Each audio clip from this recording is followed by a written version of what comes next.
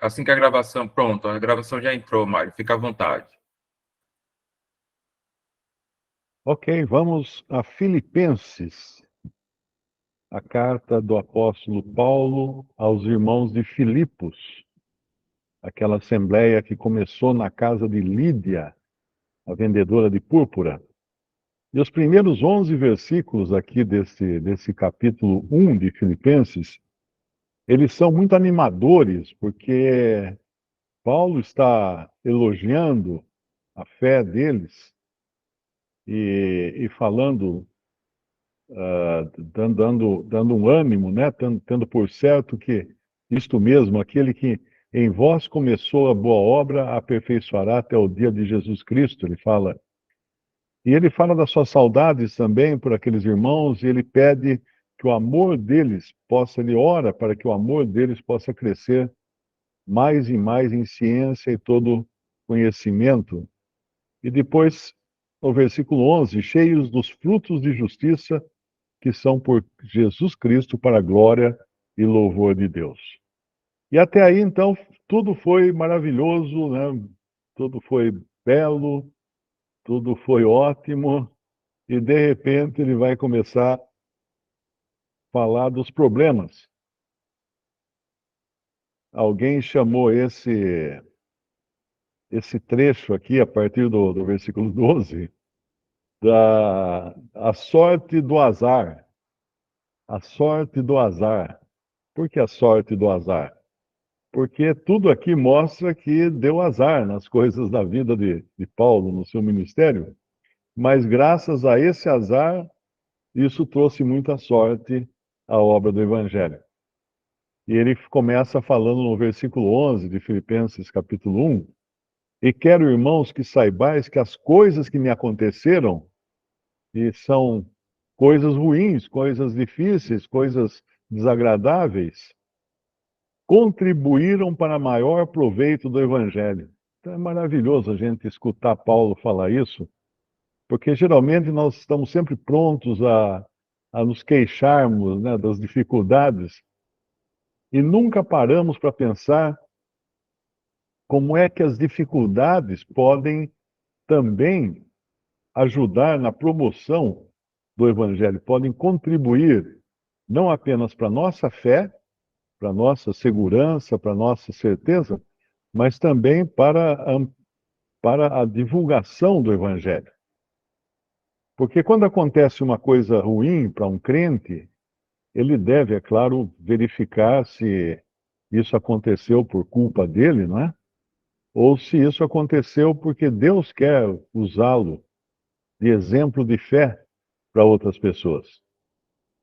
E por isso é importante sempre ficar atento na maneira como Deus permite coisas na nossa vida.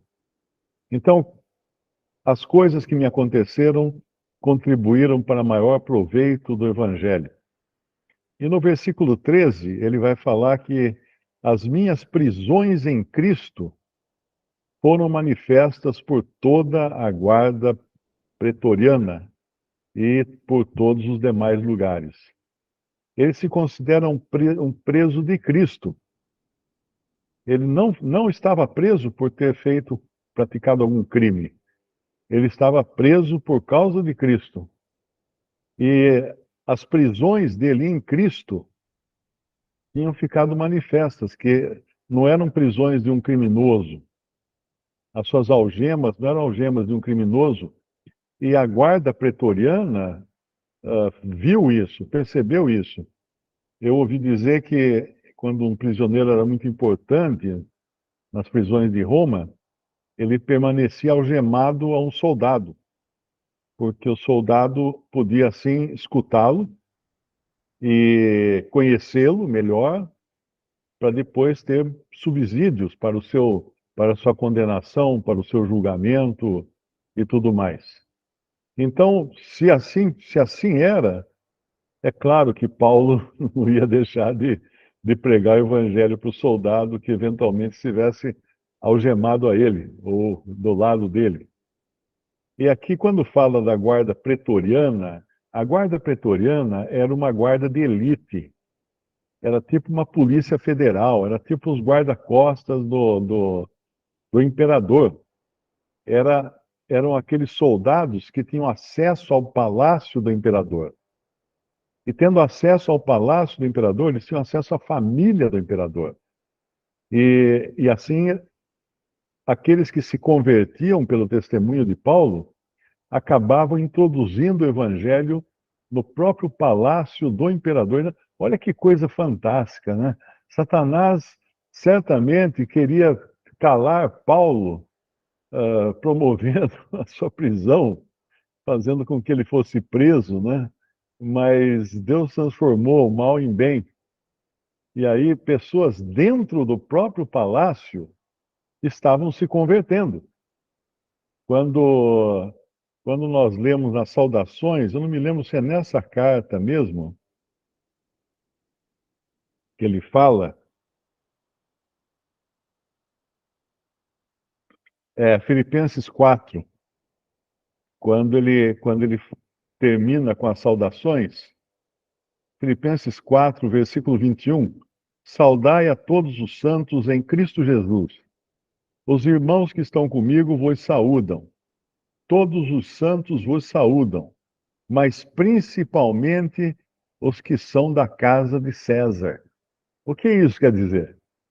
Os que são da família de César eram agora convertidos a Cristo e enviavam saudações através da carta que Paulo estava enviando aos filipenses. Olha que coisa maravilhosa, que coisa incrível. Nós podemos imaginar que ali dentro da corte romana, da corte real, do palácio do imperador, havia santos crentes em Cristo que tinham sido convertidos pelo ministério de Paulo.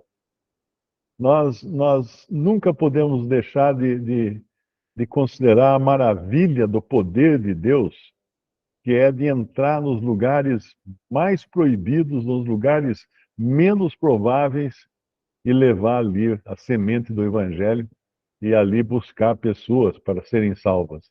Quando o Senhor escolheu Paulo, ele falou lá em Atos, capítulo 9, quando aquele que hospeda Paulo, Ananias, capítulo 9 de Atos, versículo 13, respondeu Ananias: Senhor, há muitos ouvi acerca desse homem, quantos males tem feito aos teus santos em Jerusalém. Esse era Saulo. Saulo era terrível. Saulo perseguia os santos. Saulo enviava os santos para a prisão, enviava os santos para a morte. Esse era Saulo. E Ananias está preocupado. Claro. Agora, o senhor traz Saulo na casa de Ananias. Senhor, há muitos ouvi acerca desse homem. Quantos males tem feito aos teus santos em Jerusalém? E aqui tem poder dos principais dos sacerdotes para prender a todos os que invocam o teu nome. Disse-lhe, porém, o Senhor: vai, porque este é para mim um vaso escolhido para levar o meu nome diante dos gentios e dos reis e dos filhos de Israel. E eu lhe mostrarei quanto deve padecer pelo meu nome. Então, o Senhor já tinha nos seus planos usar o apóstolo Paulo para levar o nome de Cristo aos reis, à corte romana, ao palácio do imperador romano. E aqui nós estamos vendo isso acontecer aqui em Filipenses, capítulo 4. Todos os santos os saúdam, mas principalmente os que são da família de César. A família de César tinha sido contaminada com o evangelho. Às vezes a gente fica pensando, né, de países como Coreia do Norte, onde tem lá aquele presidente vitalício lá, já é o terceiro da família, né? O avô começou com o avô, depois o pai e agora ele. e a irmã dele, que parece que quer tomar o trono dele. E nós pensamos, como é que pode? Será que o Senhor pode entrar num lugar desse, um lugar totalmente avesso, comunista, ateu?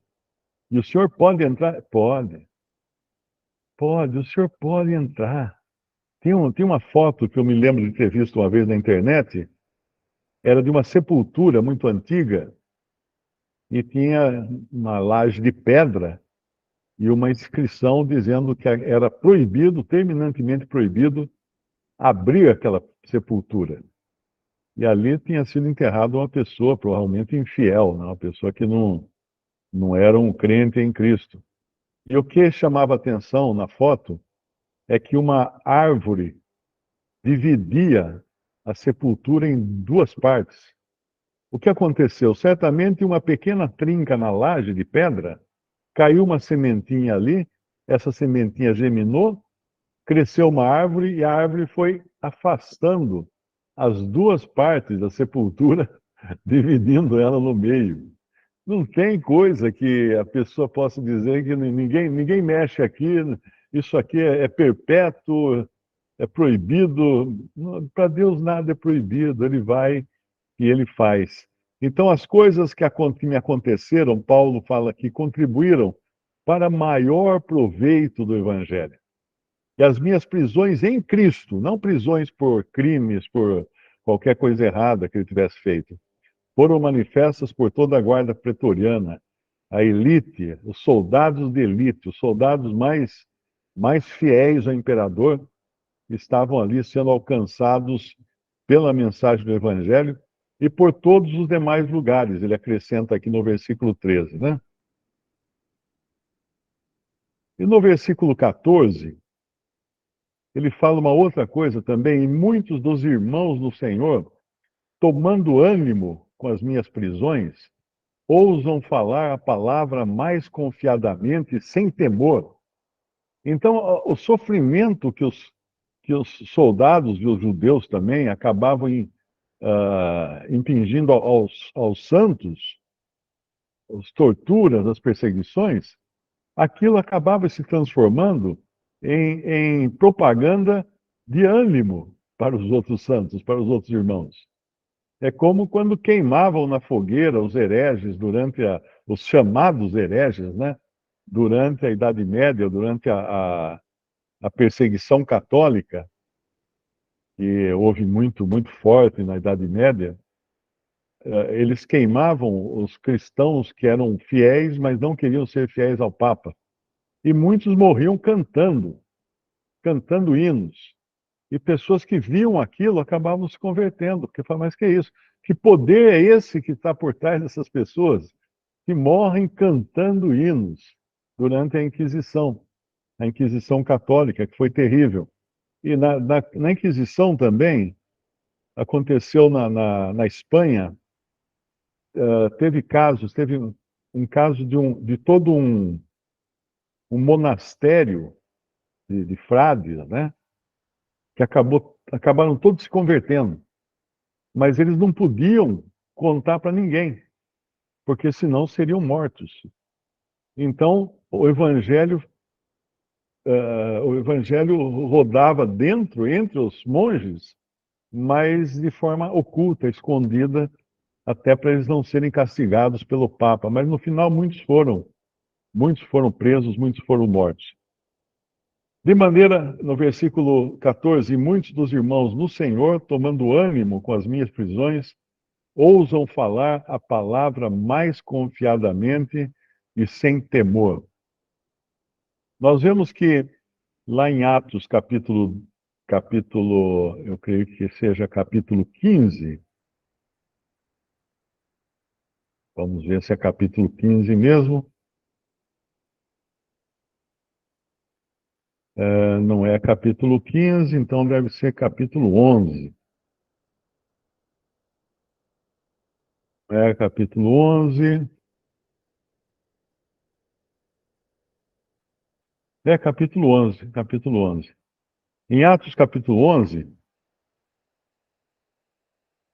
um pouco antes, nós vimos que Estevão foi morto, foi apedrejado e morto, não é? E no capítulo 11 de Atos, versículo 19, e os que foram dispersos pela perseguição que sucedeu por causa de Estevão, caminharam até a Fenícia, Chipre e Antioquia, não anunciando a ninguém a palavra senão somente aos judeus. E havia entre eles alguns homens cíprios e sirenenses, os quais, entrando em Antioquia, falaram aos gregos, anunciando o Senhor Jesus. E a mão do Senhor era com eles. E grande número creu e se converteu ao Senhor.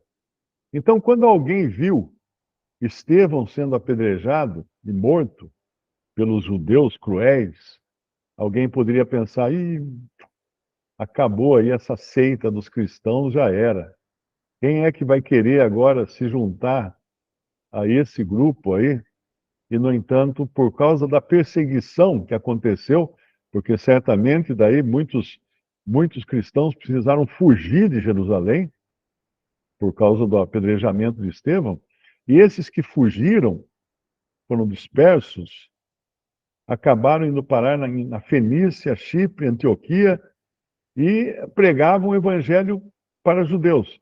Mas entre eles, outros homens cíprios e sirenenses, que eram gregos, entrando em Antioquia, falaram aos gregos, anunciando o Senhor Jesus. E aí começa essa igreja em Antioquia. Muitos se converteram, muitos ouviram, grande número creu e se converteu ao Senhor. Então, quando nós vemos as coisas acontecerem, que para os olhos humanos podem ser um fracasso do Evangelho, não se engane. O Senhor está por trás daquilo. O Senhor está por trás daquilo. Ele faz ele faz o milagre, né, de tirar água de pedra. Ele faz. O Senhor é capaz. Mas vamos lá de volta a Filipenses, capítulo 1, no versículo 14. Muitos dos irmãos no Senhor, tomando ânimo com as minhas prisões, ousam falar a palavra mais confiadamente, sem temor. Verdade é que também alguns pregam a Cristo por inveja e porfia, mas outros de boa vontade.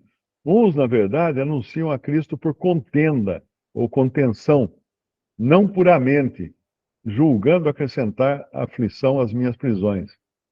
Eu não sei exatamente como que eles acreditavam acrescentar aflições às prisões de Paulo. Talvez contando um evangelho, pregando um evangelho misturado com mentiras e dizendo que aquilo era o que Paulo pregava, né? E aí acabariam, talvez, criando mais perseguição contra Paulo. Mas, de qualquer maneira, uma,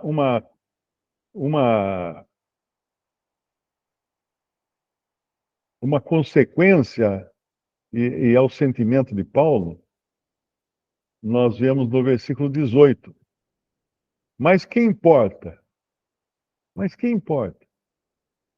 Então, quando nós vemos, por exemplo, pastores corruptos, verdadeiros bandidos, usando do evangelho para ganhar dinheiro, usando do evangelho para enganar pessoas, para aterrorizar pessoas,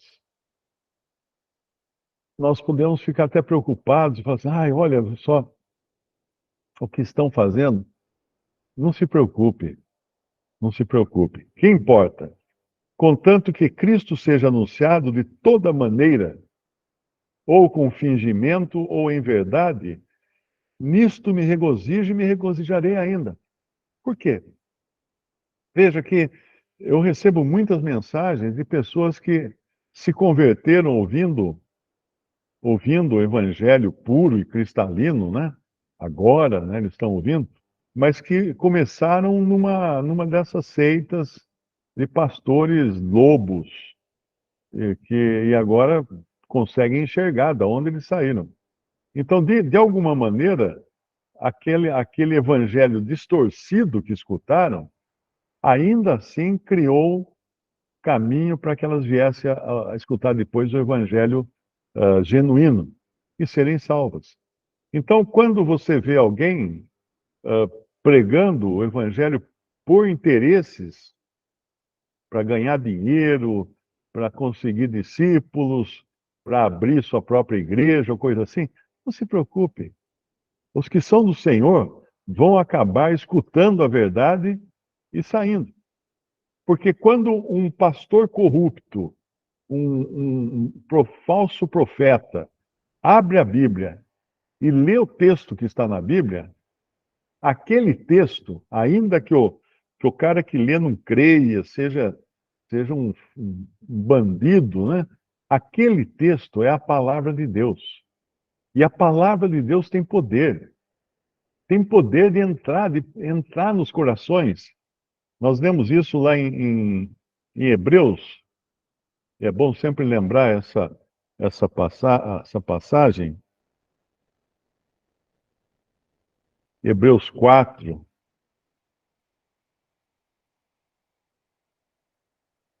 Hebreus 4 diz assim, no versículo 12: porque a palavra de Deus é viva e eficaz, e mais penetrante do que espada alguma de dois gumes, ou de dois fios, e penetra até a divisão da alma e do espírito, e das juntas e medulas, e é apta para discernir os pensamentos e intenções do coração.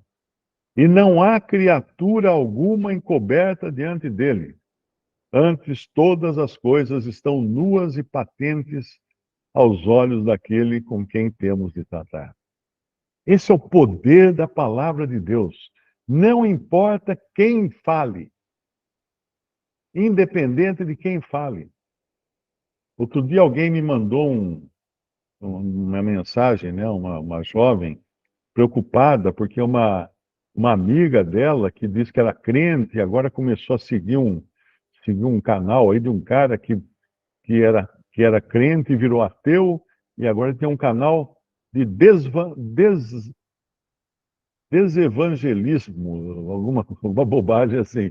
Ou seja, ele prega tudo contrário para ridicularizar a Bíblia, para ridicularizar o Senhor, para ridicularizar Deus. Ele prega tudo para desmanchar a fé das pessoas. Eu fico imaginando a pena que esse cara vai receber de Deus. É um apóstata que um dia conheceu a verdade e agora, com o conhecimento intelectual que ele recebeu da verdade, ele procura desviar as pessoas. Ai, ai, ai, vai faltar pedra de moinho no dia do juízo. Né? Não tem aquela passagem que o Senhor fala daquele que desviar um pequenino dos que creem em mim? Melhor lhe fora que amarrasse ao pescoço uma pedra de atafona, né? Que era aquelas pedras redondas. Você encontra hoje muito em restaurante de beira de estrada, que eles usavam nas fazendas para moer o trigo, moer o milho, fazer fubá. Eram duas rodas de pedra, colocavam uma em cima da outra, tinha um furo no meio, e aí ia jogando ali o milho ou o trigo, né? Ia rodando a roda ia esfregando uma na outra com os grãos no meio e assim moendo o trigo, moendo o milho, moendo o cereal que ficava no meio. Essas pedras são pesadíssimas e o senhor fala daqueles que usam, que desviam um desses pequeninos, ali mais aparentemente falando de crianças, mas a gente pode pensar também de pessoas com pouco entendimento. Que grande será o juízo de um cara desse? Vai faltar pedra de moinho no dia do juízo para amarrar no pescoço de uma pessoa dessa.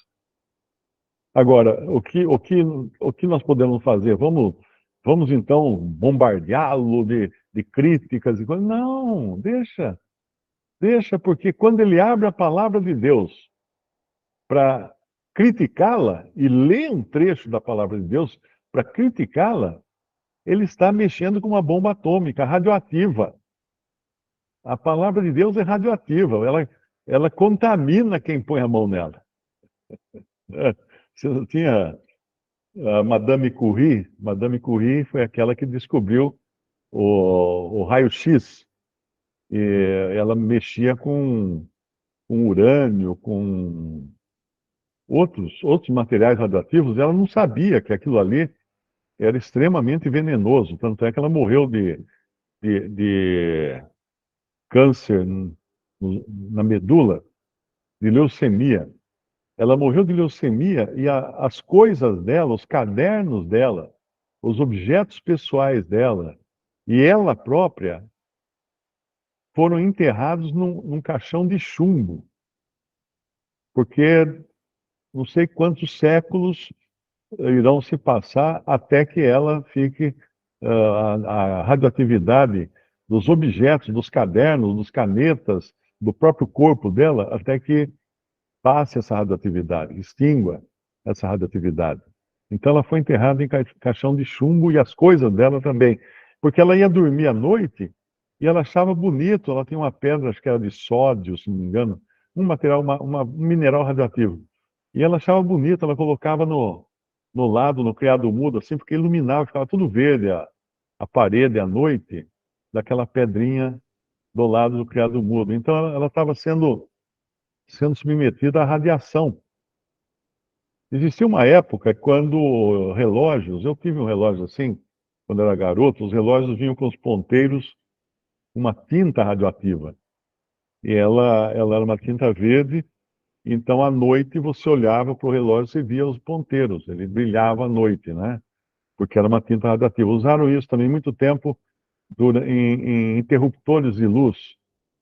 Então você via assim, estava lá o interruptor verdinho, brilhando. Hoje não usam mais, porque eu acho que perceberam que mesmo em doses pequenas, a radioatividade é ruim para a pessoa que acaba levando um relógio daquele no pulso ou usando interruptores desses. Então a palavra de Deus é assim, é radioativa. Quem mexe com ela acaba se contaminando.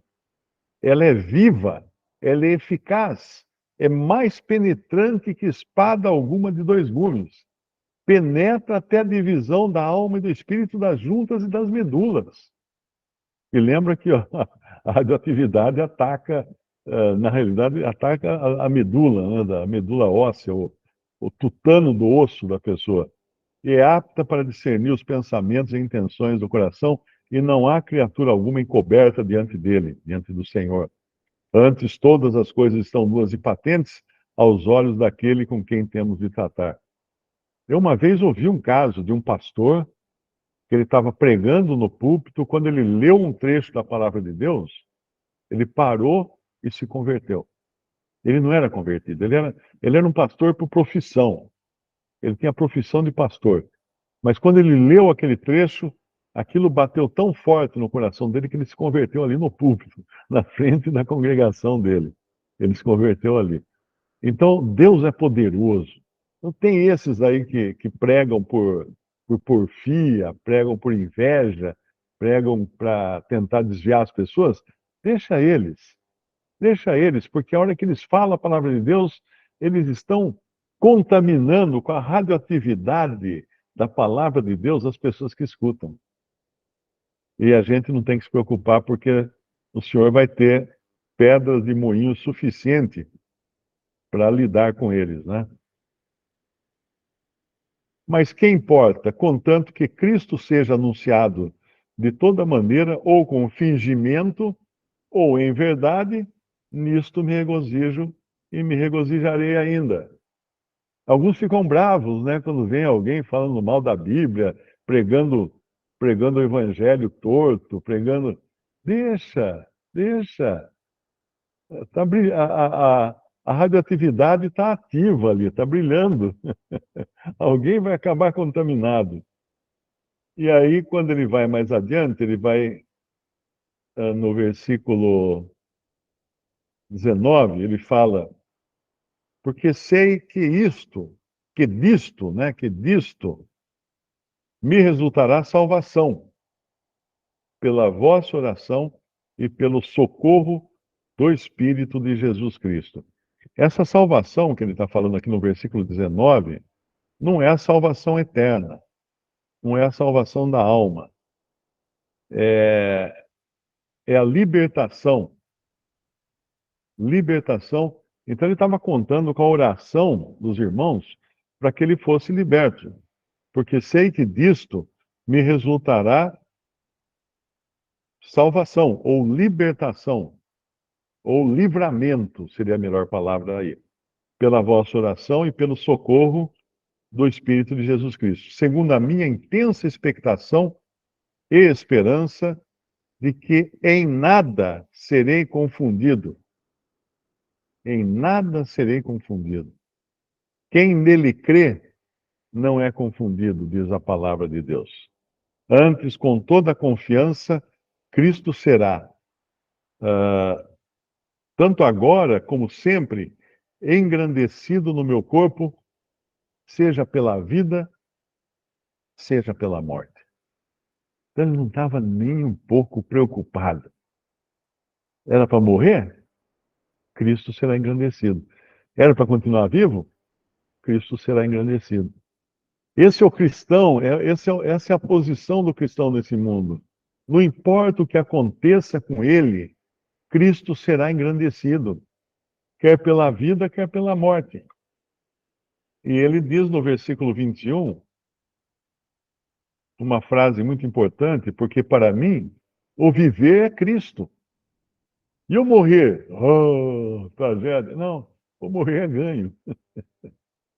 Eu nunca esqueço, acho que já contei isso, né? Outro dia eu contei até pro cardiologista, né? Que eu fui fazer uma consulta esses dias atrás. Ele foi meu colega de colegial, então nós temos muita amizade. E alguns irmãos aqui, inclusive, se consultam com ele. Então ele escuta o evangelho de várias fontes. Mas eu me lembro de um irmão, Avelino Chaves, da Bolívia, que veio. Se eu já contei a história para vocês, me desculpem, eu não vou contar de novo. Ele veio para o Brasil, na última viagem dele ao Brasil, ele inclusive foi um dos primeiros irmãos que estiveram aqui no Brasil quando, quando foi estabelecida a Assembleia aqui em Limeira, Campinas e Piracicaba. Mas ele, a última viagem dele para o Brasil, ele estava muito doente, ele estava com doença de Chagas, ele estava com o coração enorme, ele dava 3 passos, já tinha que sentar para descansar, não tinha fôlego, nada. Então eu levei ele no médico, no cardiologista, depois inclusive ele precisou ser internado na Santa Casa aqui de Limeira, ficou um tempo internado aqui.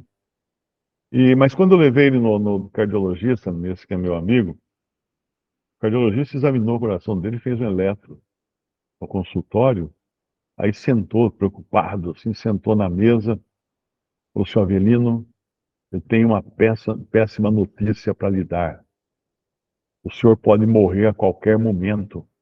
Seu coração está enorme, não está mais conseguindo funcionar. O senhor pode morrer a qualquer momento.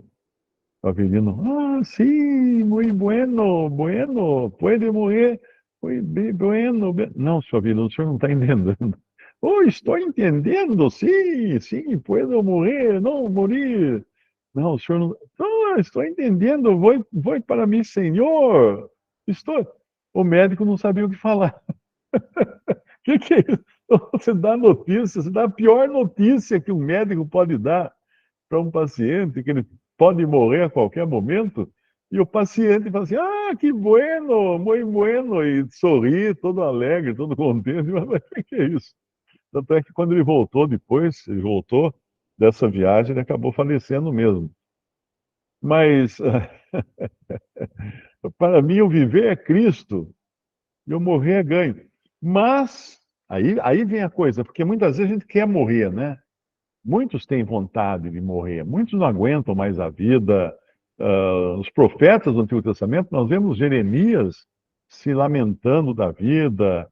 Então, é natural até, né, que alguns, passarem por muitos e grandes sofrimentos, prefiram a morte, torturas, né? Mas aqui ele fala, se o viver na carne me der fruto da minha obra, não sei então o que devo escolher. Então veja que é uma pessoa que está aberta a todas as possibilidades. Se viver na carne der frutos para a obra, então Então, melhor viver na carne. Se não, se morrer der frutos, como Estevão, né, que a gente viu que morreu apedrejado, e isso gerou uma perseguição, essa perseguição gerou a evangelização de Antioquia, então, amém, né? Amém também. Mas então ele fala no versículo 23, mas de ambos os lados estou em aperto, tendo desejo de partir e estar com Cristo, porque isto é ainda muito melhor. Mas julgo mais necessário, por amor de vós, ficar na carne. O desejo dele era partir, era morrer. Mas ele percebeu que seria mais necessário se ele não morresse, se ele ficasse na carne, ficasse vivo. Agora, aqui tem uma pegadinha interessante para os adventistas do sétimo dia, né? Eu vou ler uma versão. Se a falsa profetisa dos adventistas fosse escrever esse versículo, ela escreveria assim, o versículo 23: de ambos os lados estou em aperto, tendo o desejo de partir e dormir com Cristo, porque isto é ainda muito melhor. Porque os adventistas acreditam que quando a pessoa morre, o crente, quando morre, ele dorme. E só vai acordar no dia da ressurreição. Mas faz sentido Paulo querendo ir dormir? Eu prefiro ir dormir com Cristo. Como quem vai dormir com Cristo, né? Nós vamos estar com Cristo. Tendo o desejo de partir e estar com Cristo. É porque fazem confusão, porque tem uma passagem, eu acho que é em Provérbios, né, que fala o que morre está dormindo, alguma coisa assim. Tessalonicenses também fala, 1 Tessalonicenses 4, quando fala dos que, diz assim, porque se cremos que Jesus morreu e ressuscitou, assim também aos que em Jesus dormem, Deus os tornará a trazer com ele. Ah, então o que morre está dormindo? Não, o corpo só está dormindo. O corpo, porque cessaram todas as atividades do corpo. Mas o espírito, a alma estão com Cristo. Já estão desfrutando da presença do Senhor. Então, essa passagem aqui é muito interessante porque ela tira de vez a ideia de que morrer é ficar dormindo. O crente morrer é estar com Cristo, vivo, vivo, contente. Essa é a passagem. Porque isto é ainda muito melhor. Como que seria melhor ficar dormindo? De jeito nenhum. Só se alguém sofresse de insônia aqui na Terra, né? Mas julgo mais necessário, no versículo 24, por amor de vós, ficar na carne. E tendo esta confiança, sei que ficarei. Aqui um outro ponto interessante. Como é que ele sabia que ele ia ficar? Né? Sei que ficarei. Como é que ele sabia que não ia morrer? Bom, na realidade, Paulo era um apóstolo. Paulo era um apóstolo que vivia em total comunhão com o Senhor.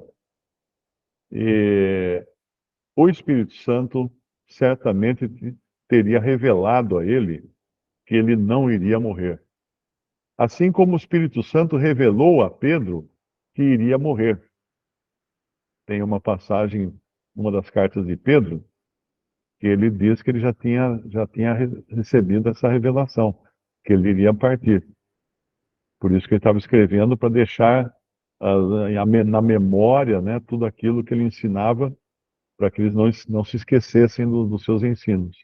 Então, uma pessoa que tem comunhão com o Senhor, uma comunhão muito profunda, muito intensa com o Senhor, o Espírito Santo pode revelar a ela o que vai acontecer. No caso aqui, sei que ficarei. Como ele sabe? O Espírito Santo havia revelado a Paulo. E permanecerei com todos vós para proveito vosso e gozo da fé, para que a vossa glória cresça por mim em Cristo Jesus, pela minha nova ida a vós. O Senhor havia revelado a ele não apenas que ele não iria morrer, mas como ele iria sair da prisão e visitar os filipenses. A minha nova ida a vós. E no versículo 27, somente deveis portar-vos dignamente conforme o Evangelho de Cristo. Então, o comportamento de um crente em Cristo tem que ser um comportamento digno. Tem que ser um comportamento digno. Nós sabemos, quem trabalha em grandes empresas sabe que é treinado, não é? Para saber como falar, como se comportar, como se vestir, porque ele representa a marca daquela empresa e um comportamento indigno pode manchar a reputação da empresa. Por isso que são treinados. Quem trabalha em grandes empresas sabe disso. Você é treinado, certas coisas você não pode fazer, e aí nós vemos muitas vezes aparecerem vídeos na internet de clientes de grandes empresas indignados porque foram maltratados, porque foram tratados com desprezo, com desdém, ou com racismo, ou de alguma outra forma.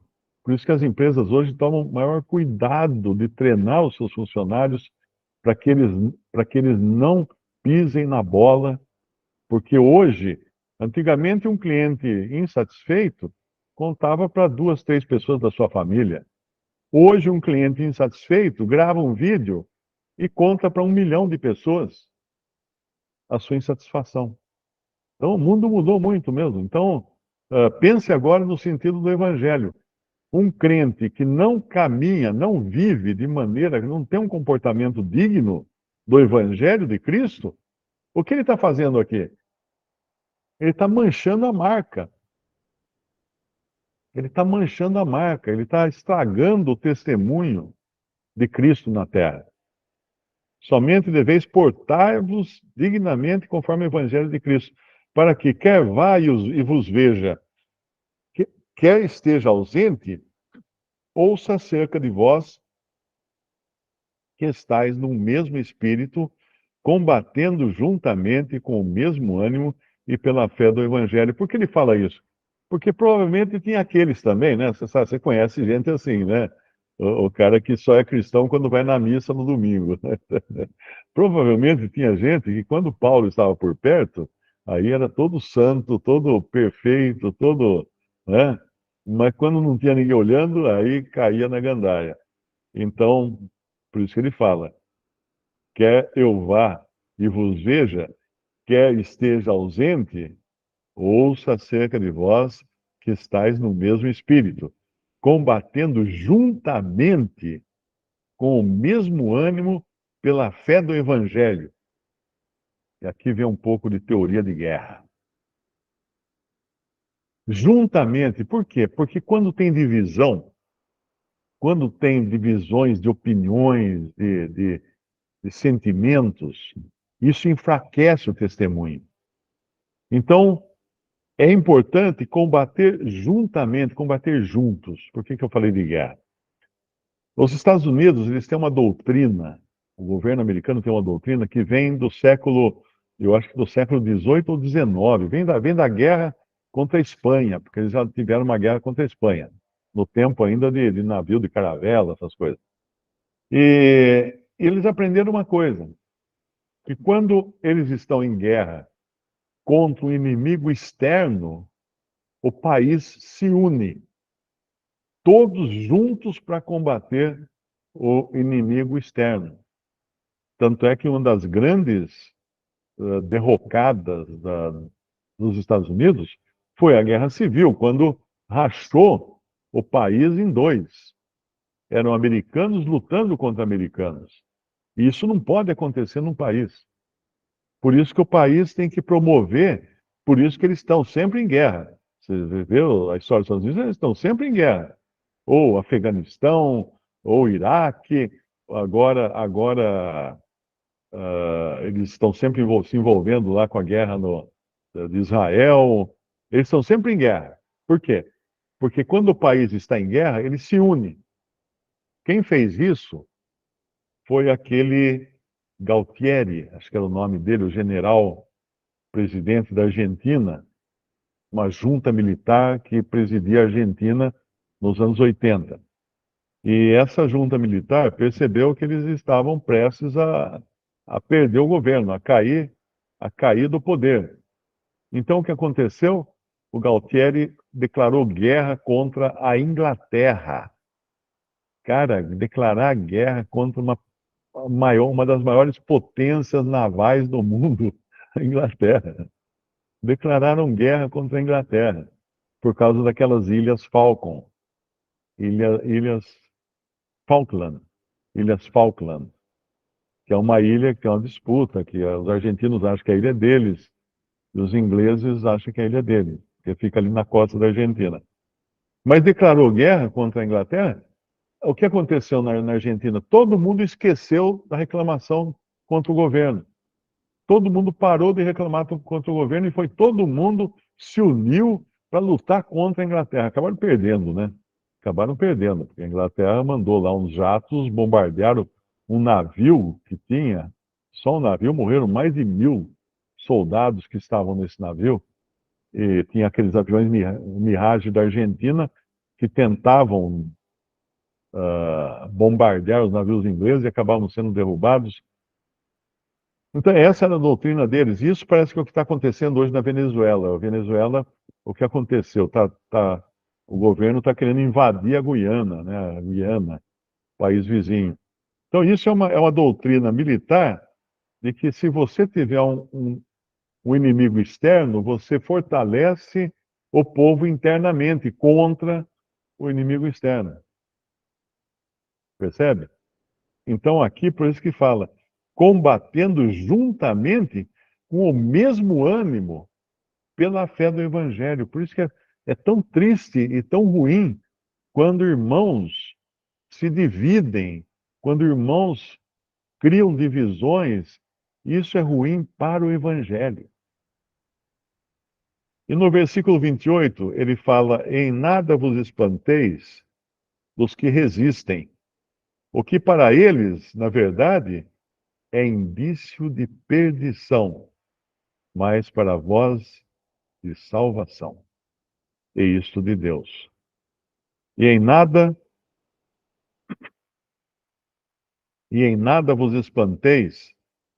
Esse versículo eu já li. Porque a vós foi concedido em relação a Cristo, não somente crer nele, como também padecer por ele, tendo o mesmo combate que já em mim tendes visto, e agora ouvis estar em mim. Essa finalização aqui é importante para nós sabermos o seguinte: existe um combate constante e o cristão está nesse combate o tempo todo.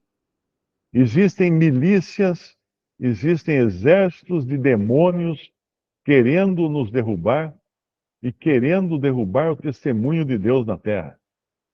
E o cristão deve estar sempre pronto para combater, não combater uns aos outros, não brigar entre si, mas para combater esses inimigos que são espirituais, que são anjos, são demônios, são as potestades, né, que fala lá em Efésios.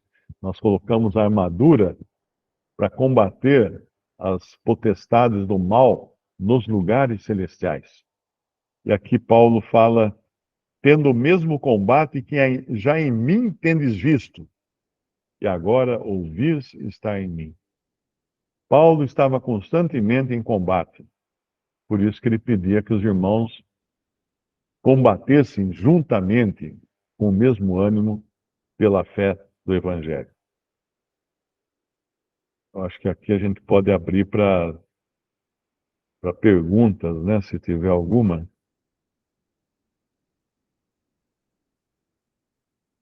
Alguém aqui já disse que a passagem que os adventistas usam é Eclesiastes 9:5. Vamos lá então para Eclesiastes 9:5. Porque os vivos sabem que hão de morrer, mas os mortos não sabem coisa alguma, coisa nenhuma. Nem tampouco terão eles recompensa, mas a sua memória fica entregue ao esquecimento.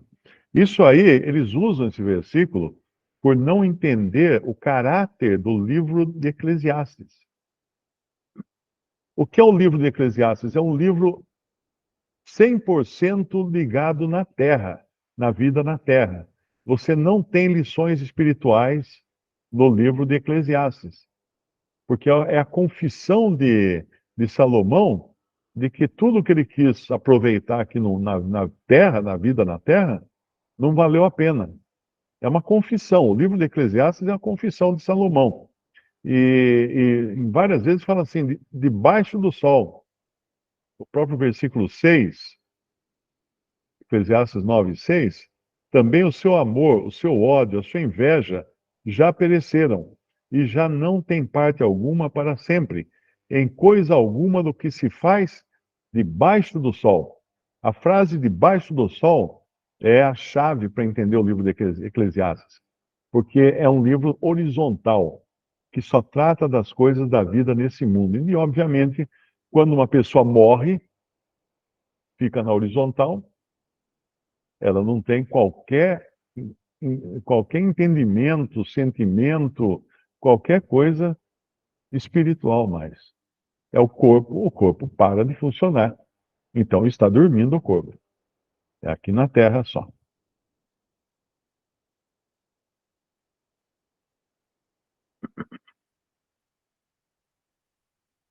Mais alguma dúvida?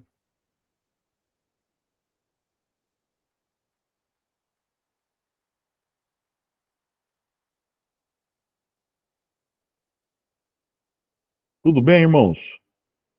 Tem alguém acordado ainda? Não?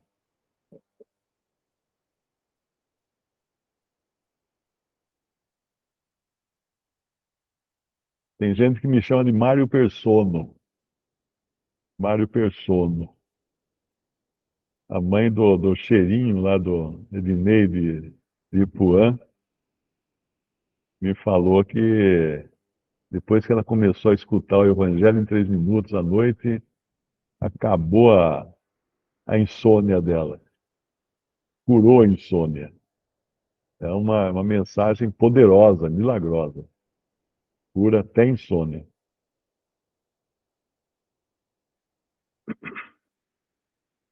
Vamos então na próxima sessão para o capítulo 2 de Filipenses, é isso? Isso, Mário. Já fiz o print aqui, colocar lá no grupo de sexta-feira para os irmãos também ficarem cientes. Irmãos, estamos finalizando mais esse estudo, então, para a próxima sexta-feira, Senhor permitindo, nós vamos estar lendo Filipenses, iniciamos o capítulo 2. Wesley, você, por gentileza, pode estar tirando a gravação para a gente estar encerrando?